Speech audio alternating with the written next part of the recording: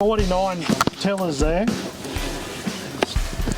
Oh, 49. There should have been 49 heads. What's your row spacing, Harry? 12 inch, So we're just going to do a really dirty one here, really dirty quick yield. So I've just got to write down here, this is paddock 2, 100 hectares in here, this side, it's wheat.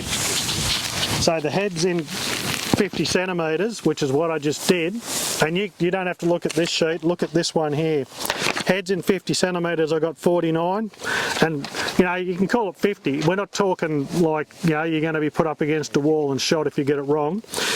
And a really quick way of doing how many, now we want to get it into a square metre, and Harry said he's 12 inches or 305 mils, and someone will be 275, and someone will be 305, and someone will have some weird ass Morris set up that'll be 2 different rows altogether. A really quick, and you can figure that all out yourselves, but a really quick number that nearly fits everyone is 6. So times it by 6, so 49 times 6 is 296. Am I right? And then divide that by 100. 2.96 tonne the hectare. So now I'm going to don't think about the frost, just think about between me and you. Can you see in a finish 3 tonne the hectare? Yep. Can you see 4 tonne the hectare? Yes, because that's what I had. Can you see 2 tonne the hectare? Not bad. You can see maybe 2. So keep it in the back of your mind that Marty might be a heavy on the yield. So, but what I'm going to figure out is there's 2.96 tonne the hectare here. Right, so we know what there should have been. And so what we're going to do there is we're going to pick a representative 4 heads out of that 49. So we're actually going to have a look, not at, we'll say, what's that?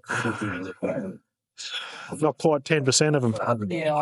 So we're going to look at 4 heads, and if you wanted to, you could drop a different bit of paper and say you want to look at 8 heads. I found originally that 3 wasn't enough, so that's why I go with 4. And so what you don't want to do is, like I was saying there, is get those ones that you take home and stick in the vase on the mantelpiece. You only get one of them. He's definitely important. So and again, you don't spend a lot of time looking at it, and by the end of the day, you can actually hurt that finger by snapping heads off. So I normally end up with a bit of shearer's tape on there, or you bring one of these with you. So I want to grab a big stud one, and you're probably not going to pick up on it. It's a little bit early, but I'll talk about it now. If you see a black band about there later on, that's because the stem frost that's in there, I'm not seeing it here, so we could do some pretending. It's going rotten, and it'll express itself through the sheath there. And I mean, this will look rooted anyway, but then at least you'll be able to tell yourself that it was a stem frost, but we're too early for that. So anyway, I want to have a look at this bloke. I didn't need to cut him. So you hold him up there, and this is just for general sake. And I can see it, actually. It's just here, there's a little light band. This is not often you get to see it. Pass it around, and you'll see a little light band where it shouldn't be. Can you see it? You'll feel it? That's what you'll hear. It's only a little slight light band. That's basically when you just run your hand back. Yeah, you can feel it. You can feel the texture. Yeah. And so I'm not saying that's why it's stuffed, but I'm saying that particular head's probably doubly stuffed because he's got position damage. I can already see up the top, but I can see it from here even. It's got some damage in that. It's got a reduced capacity to do its job with pulling the moisture up to it. So we'll just wind it back a bit now, back to this process that I'm going through, and I'm going to pick another nice big head. And if that had come out of there really easy, I'd be a little bit worried. I'm not seeing anything there that I'm going to go all science fiction on. So there's my first head. Now I'm going to pick 3 more. So the next thing you do, this is you go work a bit. I've got my biggest, bestest. This is my primary. The next thing you do is you grab a little bloke. Where was that little bloke? Because now, remember I was banging on he's going to go in the header, so I can't ignore him. I'm going to use him. So there's my little bloke. You know, who wants them? But he's a part of the job.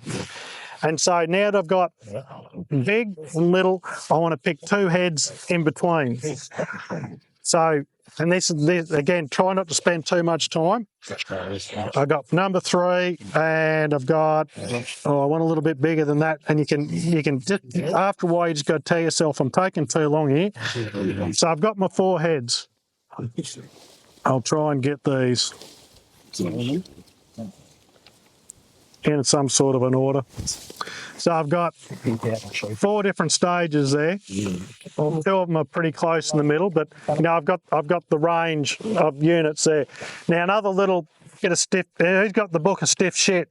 You got to keep writing down in the stiff shit book, because I'm full of it. Is when people say, and you're driving along at 20 kilometres an hour, and you say, "Oh, she's flowering," and you can see the anthers on the outside there. Oh, she's finished. That's it.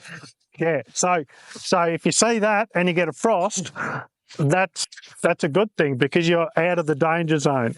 But the amount of people that say, "Oh, she's flowering now," and it's like, no, actually that was a week ago. If you wanted to be up to speed on what your crop's doing, you should have been out there a week ago having a look. So that's good that someone else is on that one. So we've got our 4 heads. Now this is easy for me because this is what I do. So I sit down in the paddock like this with these things like this, or sometimes you stick them on your arm. What I suggest to you, I'm just going to stop for a second while we're on a roll. I've done what I need to do with that meter there. What I'm going to suggest and I do this on the motorbike, and then I rip down there, and then I rip over there, and I rip over there. And so that's what works for me. But what's going to work for you blokes is to grab your stabbers, even before you do the counting, but measure out your half a metre and put them in the back of the ute like that and spread them out.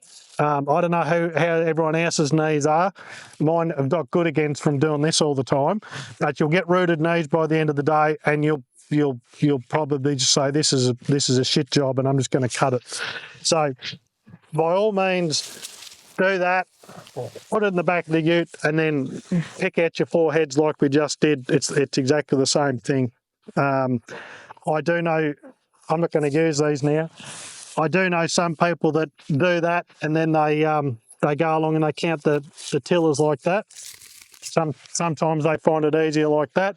Some people, and I've seen it when I've been working with them, they go 26, 37. They just inherently skip 10, and if you're that sort of person, you might find it easier to get the tally counter out and do it. Anyway, that's all obvious stuff.